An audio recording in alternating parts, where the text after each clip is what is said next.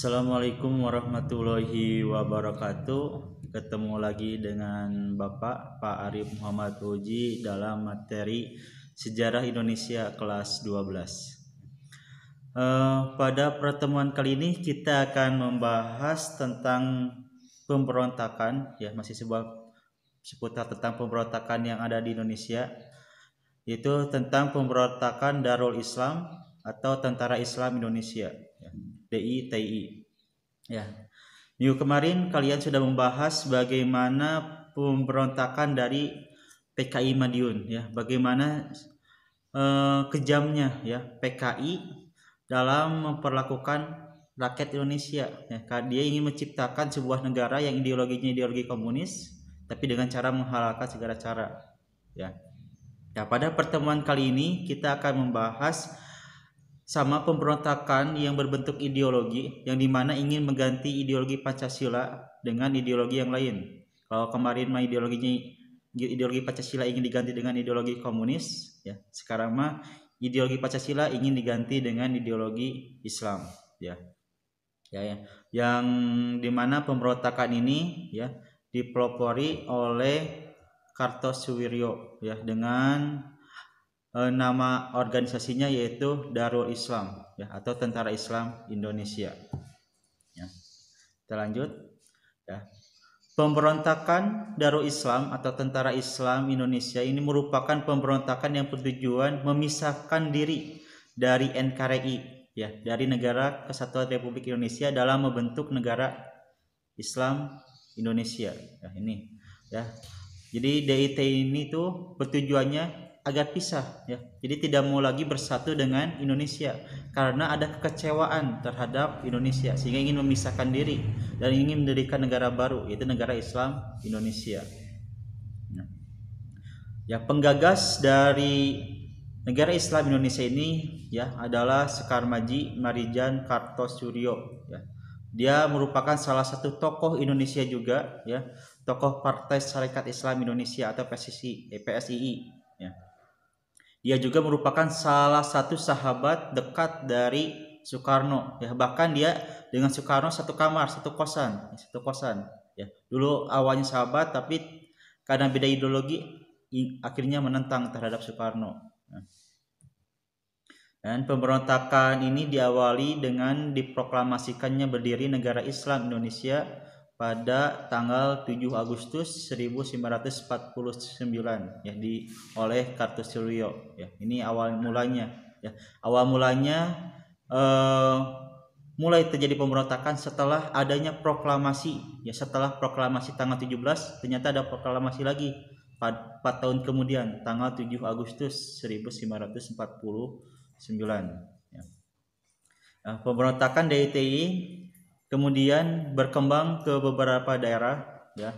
Di antaranya nanti pusatnya di Jawa Barat, ya. Kemudian nanti ada cabang, ya, di Jawa Tengah, di Sulawesi Selatan, di Aceh, dan juga di Kalimantan Selatan. Ya. Itu ada 5 daerah tempat terjadinya pemberontakan DITI dan pusatnya ada di Jawa Barat, ya, Jawa Barat. Nah, ini gambar dari Kartosuwiryo, ya. Ya. Dia sahabatnya Soekarno, teman dekatnya, ya, bahkan satu kosan dengan dia, satu kamar. Nah, ini dieksekusi, ya. Ini sedang eksekusi mati Kartosuwiryo-nya.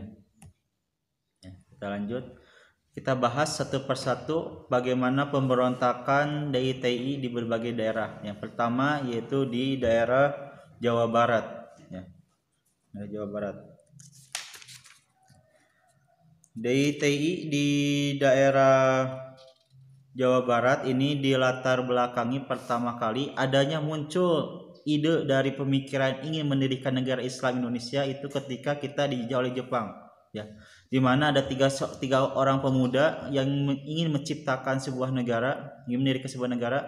Di antaranya ada Soekarno, ya, yang ingin mendirikan sebuah negara tapi berhaluan nasional, ya. Yang kedua ada Kartosuwiryo, ingin mendirikan sebuah negara tapi dengan ideologi Islam, ya. Dan ada yang ketiga yaitu Semaun, ya, ingin mendirikan sebuah negara tapi dengan ideologinya ideologi komunis, ya. Mereka semua bersahabat, ya, satu guru yaitu Cokro Aminoto ya, cuma memiliki tujuan yang berbeda sehingga mereka berjalan masing-masing ya, masing-masing. Tapi yang berhasil mendirikan sebuah negara pertama kali adalah Soekarno dengan proklamasinya tanggal 17 Agustus 1945 ya. Jadi awalnya itu ketika masa Jepang ya, masing-masing sudah punya cita-cita ingin mendirikan sebuah negara ya. Nah, gagasan yang dipakai oleh Kartosuwiryo ingin mendirikan sebuah negara Islam ini diawali dengan mendirikan dulu sebuah pesantren ya. Nama pesantrennya itu Pesantren Sufah ya. Ya. Kemudian setelah mendirikan sebuah pesantren, di sana terjadi banyak kajian dan di murid-muridnya, santrinya dikasih ilmu tentang agama dan juga ilmu perpolitikan.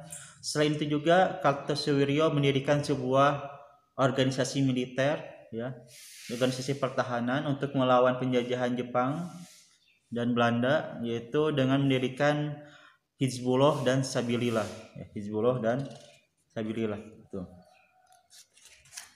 Kemudian nah ini puncak dari kekecewaannya. Awalnya Kartosuwiryo mendukung penuh proklamasi yang oleh Soekarno ya. Cuman setelah terjadinya perundingan Renville atau perjanjian Renville, yang dimana perjanjian Renville ini salah satu isinya adalah daerah Jawa Barat tidak lagi menjadi bagian dari Indonesia. Daerah Jawa Barat sudah menjadi milik Belanda. Ini yang membuat kecewa Kartosuwiryo ya. Dirinya beserta tentara-tentara Hizbullah dan Sabilillah harus meninggalkan Jawa Barat ya, dan harus hijrah ke Jawa Tengah ya. Para TNI semuanya hijrah ke Jawa Tengah, tapi karena merasa kecewa Kartosuwiryo, maka dia bersama pasukannya Hizbullah dan Sabilillah tidak mau berhijrah dan tetap bertahan di Jawa Barat dan ingin melawan Belanda di Jawa Barat itu. Barat. Nah, di sini pada bulan Februari 1948 Kartosuwiryo membekukan Partai Masyumi di Jawa Barat karena kecewa ya. Masyumi Jawa Barat dibekukan oleh dia, dan Kartosuwiryo ya, karena menganggap Jawa Barat ini sudah tidak ada lagi yang berkuasa ya. Indonesia sudah lepas dari Jawa Barat sudah lepas dari Indonesia dan Belanda belum datang ke Jawa Barat, maka di sini Kartosuwiryo menganggap bahwa ini sedang vacuum of power, sedang ada kekosongan kekuasaan.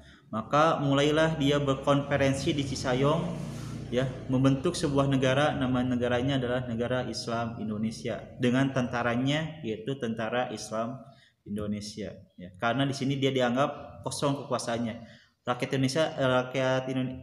Jawa Barat sudah tidak termasuk lagi warga Indonesia gitu. Karena hasil perjanjian Renville. Ya. Tanggal 19 Desember 1948 Belanda melancarkan agresi militer 2 yang mengakibatkan jatuhnya ibu kota RI Yogyakarta ya. Tanggal 25 Januari 1949 kontak senjata pertama kali antara TNI dan TI ketika divisi Siliwangi kembali ke Jawa Barat ya. Jadi ini kontak pertama kalinya ketika kembali ke Jawa Barat. Ternyata di Jawa Barat sudah berdiri sebuah negara, itu negara Islam Indonesia. Tapi Soekarno menganggap bahwa ini tuh masih bagian dari Indonesia, sehingga terjadi konflik TNI dan TI. Ya. Terjadilah perang segitiga di sini Jawa Barat antara TNI, TI dan juga sebagian orang Belanda yang masih ada di sini. Ya. Tanggal 7 Agustus 1949 Kartosuwiryo mengatakan diri negara Islam Indonesia secara resmi, ya, diproklamasikan. Ya, itu jalannya dari pemberontakan. Nah, bagaimana upaya rakyat Indonesia atau negara Indonesia untuk menyelesaikan permasalahan ini? Ya, ada dua cara, yaitu yang pertama dengan cara damai dan yang kedua dengan cara militer. Ya. Dengan cara damai, dia melakukan usaha Wali Al-Fatah, ya, yang dipimpin oleh Muhammad Natsir ya, ketika itu menjadi sebagai perdana menteri ya. Kabinet Natsir ini membujuk Kartosuwiryo ya. Muhammad Natsir dan Kartosuwiryo ini sama-sama dari Partai Masyumi ya, sahabat dia berbicara baik agar menghentikan pemberontakan ini dan bergabung lagi dengan Indonesia. Cuman perundingan ini tidak ada hasil. Kartosuryo tetap ingin mendirikan negara Islam Indonesia di Jawa Barat. Karena dengan cara damai yang tidak bisa, maka Indonesia melakukan dengan cara militer. Maka di sini TNI melakukan operasi, namanya operasinya adalah Operasi Baratayuda, dengan strategi yaitu pagar betis, dan dengan strategi ini dengan memanfaatkan rakyat Indonesia dan mengepung Kartosuryo di pegunungan, maka berhasil mendesak kelompok DITI. Bahkan tanggal 4 Juni 1962 Kartosuryo dapat ditangkap. Di mana ditangkapnya? Di Gunung Geber, di Majalaya, masih di Kabupaten Bandung, Jawa Barat, oleh pasukan Batalion 328 Divisi Siliwangi. Pada 5 September 1962 Kartosuryo dieksekusi mati di Kepulauan Seribu. Ini proses eksekusi Kartosuryo di Kepulauan Seribu oleh tentara. Itu di Jawa Barat pusatnya. Yang kedua yaitu DITI di Jawa Tengah, ini dipimpin oleh Amir Patah. Ini adalah Amir Patah. Jadi pemberontakan DITI di Jawa Tengah ini dipimpin oleh Amir Patah, yaitu dia seorang komandan Laskar Hizbullah di Tulangan dan Mojokerto. Dia juga merupakan salah satu pasukan dari Kartosuryo yang ada di Jawa Tengah. Pemberontakan ini dilatar belakangi dengan kekecewaan hasil persetujuan Renville, sama dia tadi yang memaksa TNI dan Laskar Perjuangannya hijrah ke wilayah RI di Yogyakarta.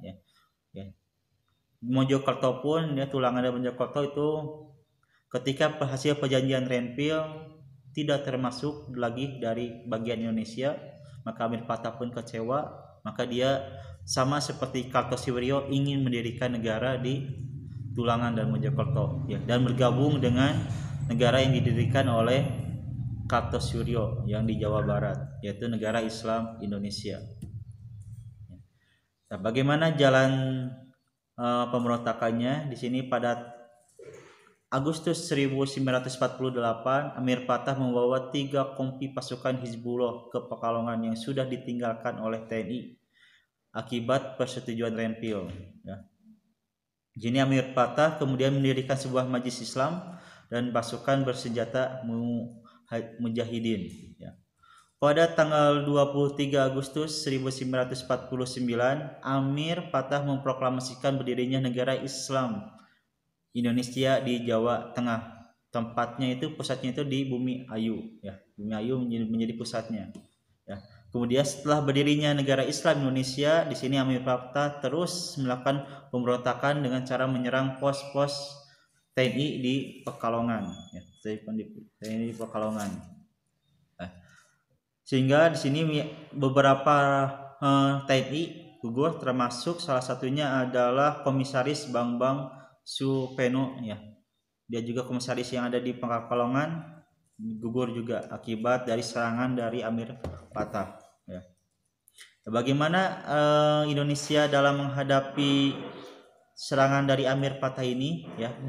Caranya dengan cara kekerasan langsung, yaitu dengan membentuk namanya Gerakan Banteng Negara di bawah Komandan Letnan Kolonel Sarbini.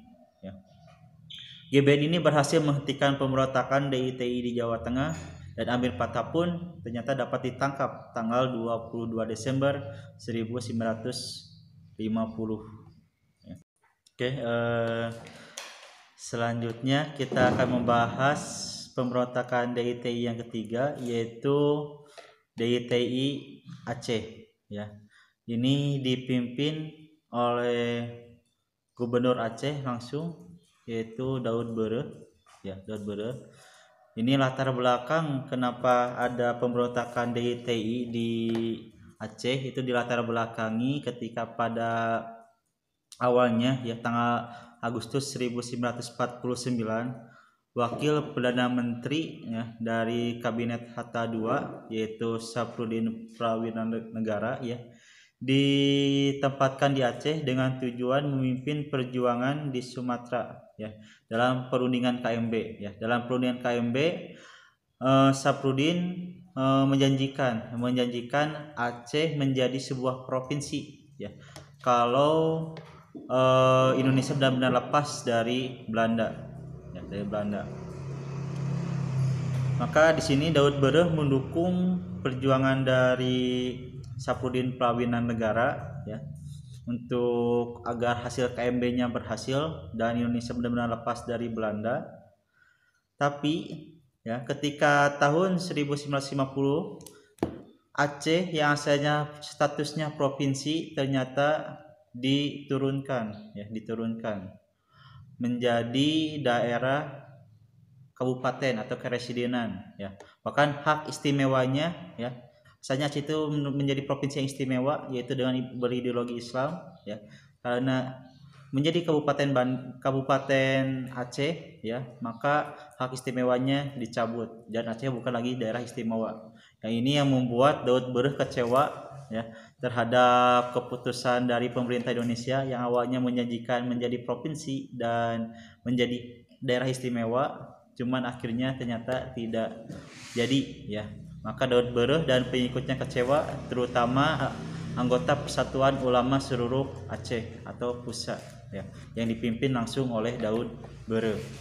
Maka dari sinilah Daud Bereh menyatakan bahwa Aceh masuk ke dalam negara Islam Indonesia yang didirikan oleh Kartosuwiryo di Jawa Barat. Ya. Jalannya pemberontakan DITI di Aceh itu diawali pada tahun 1951 ya. Setelah RIS bubar ya, status Aceh kembali menjadi keresidenan dalam lingkungan Provinsi Sumatera Utara ya. Kemudian Daud Bereh kecewa dan menghimpun dukungan rakyat untuk menentang keputusan pemerintah ini ya, karena dia sebagai gubernur dulunya sebagai pemimpin di Aceh, maka dengan mengajak rakyat untuk memisahkan diri dari Indonesia itu sangat mudah sekali ya, sangat mudah sekali. Maka rakyat pun mendukung dari Daud Bereh ya, dari Daud Bereh. Pada 21 September 1953 Daud Bereh kemudian mengeluarkan maklumat ya, bahwa Aceh merupakan bagian negara Islam Indonesia di bawah pimpinan Kartosuwiryo ya. Jadi kemudian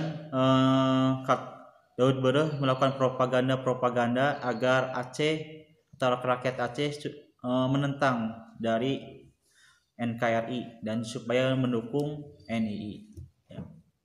Maka rakyat pun dengan mudah terpengaruh oleh propaganda yang dilakukan oleh Daud Bereh ya.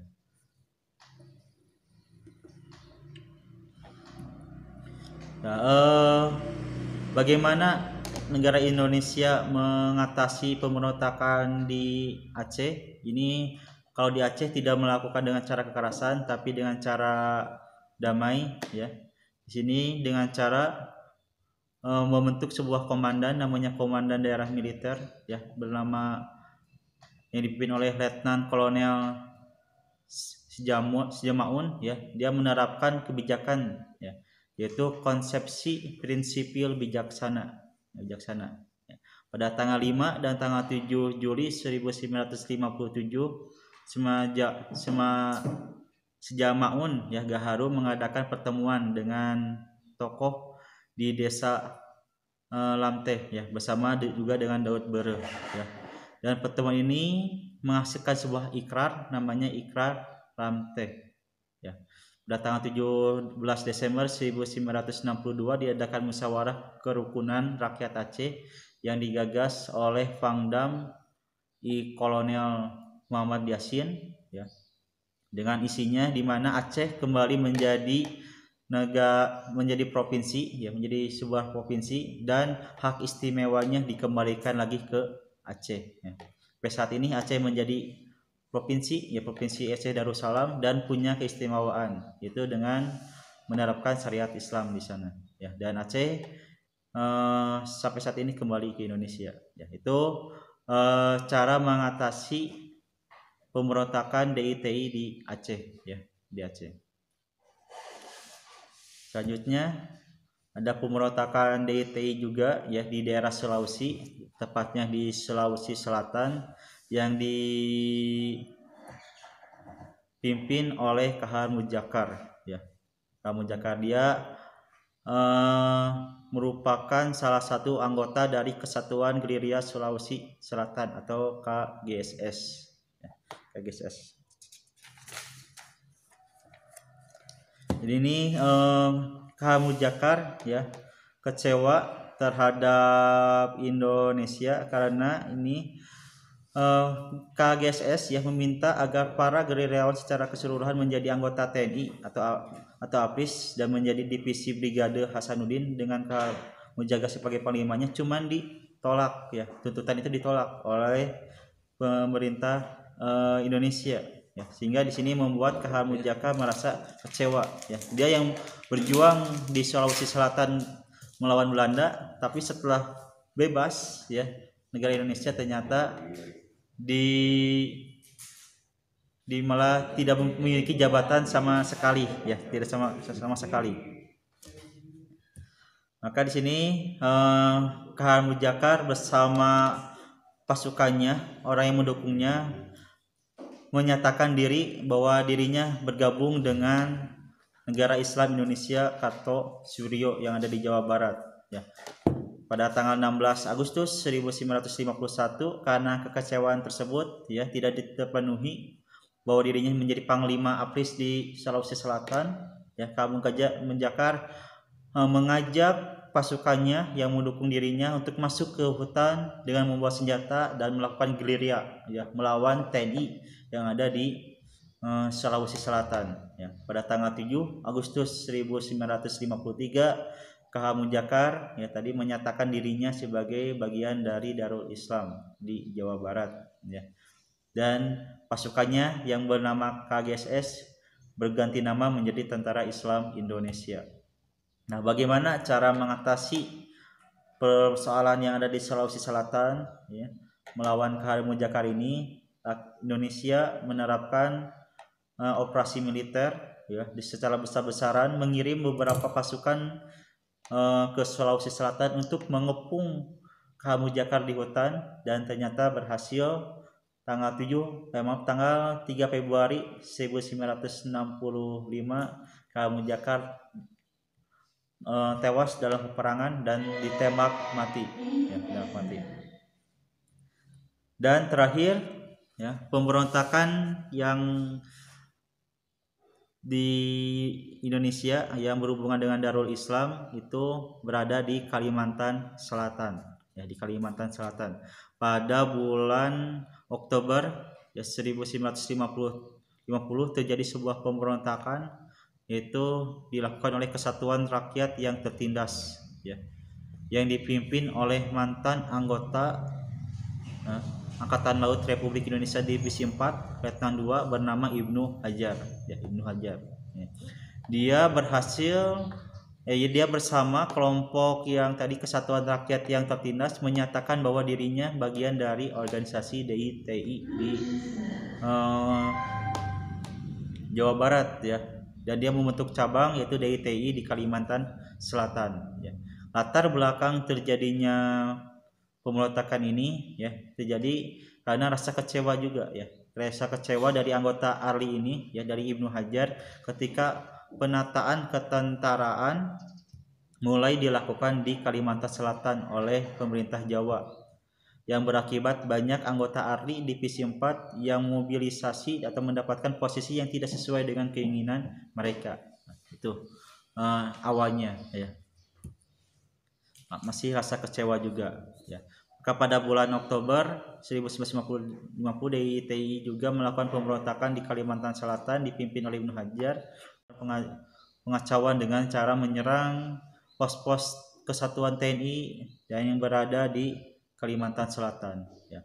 Dan upaya Indonesia untuk mengatasi persoalan yang ada di Kalimantan Selatan ini yaitu dengan cara kekerasan juga ya, Di sini dimana Ibnu Hajar diberi kesempatan ya, awalnya Ibnu Hajar diberi kesempatan untuk menyerah ya, untuk menyerah kepada anggota TNI, anggota TNI, cuman tidak mau menyerahkan diri, maka otomatis karena tidak bisa lewat damai, Indonesia melakukan dengan cara kekerasan ya. Maka Ibnu Hajar awalnya ya dengan cara kekerasan menyerahkan diri terlebih dahulu, dapat ditangkap secara paksa ya oleh negara TNI. Cuma setelah ditangkap ternyata Ibnu Hajar dapat meloloskan diri dari anggota TNI. Kemudian oleh TNI dicari lagi karena terus menentang. Tanggal 22 Maret 1965 Ibnu Hajar langsung dihukum mati karena terus melawan terhadap TNI. Ya, itu 5 pemberontakan yang ada di Indonesia yang berhubungan dengan Darul Islam ya, dengan DITI ya, dengan mendirikan sebuah negara yaitu Negara Islam Indonesia ya. Dari 5 daerah tersebut ya, semuanya berawal dari rasa kecewa ya, kecewa terhadap kebijakan yang diusulkan oleh pemerintah Indonesia ya, sehingga mereka menentang pemerintahan Indonesia karena akibat rasa kecewa. Dan kecewanya tersebut ya sama ya, baik Ibnu Hajar, terus K.H. Muzakar, Daud Bere, Kartosuwiryo ya, dan Amir Patah. Ini mereka kecewa terhadap diri pribadi ya, karena dia tidak mendapatkan jabatan ketika itu ya, ketika ada kebijakan yang baru ya. Sehingga di sini ya kita sebagai warga negara yang baik ya, ketika muncul kebijakan ya dari pemerintah Indonesia ya, kita harus dulu meneliti kebijakan tersebut. Jangan sampai kita langsung merasa kecewa, tidak sesuai dengan keinginan kita. Jangan seperti itu. Itu nanti yang kalau kita terus seperti itu nanti akan menimbulkan tidak bersyukur dan kita malah benci terhadap negara kita sendiri ya. Itu sama seperti 5 orang ini ya, karena mereka terus kecewa terhadap kebijakan pemerintah ya, dan tidak dibarengi dengan cara berdiskusi dengan yang membuat kebijakan, sehingga itu akhirnya mereka melakukan pemberontakan. Nah, mungkin itu saja untuk pertemuan kali ini. Mohon maaf bila ada kesalahan dan kekurangan ya.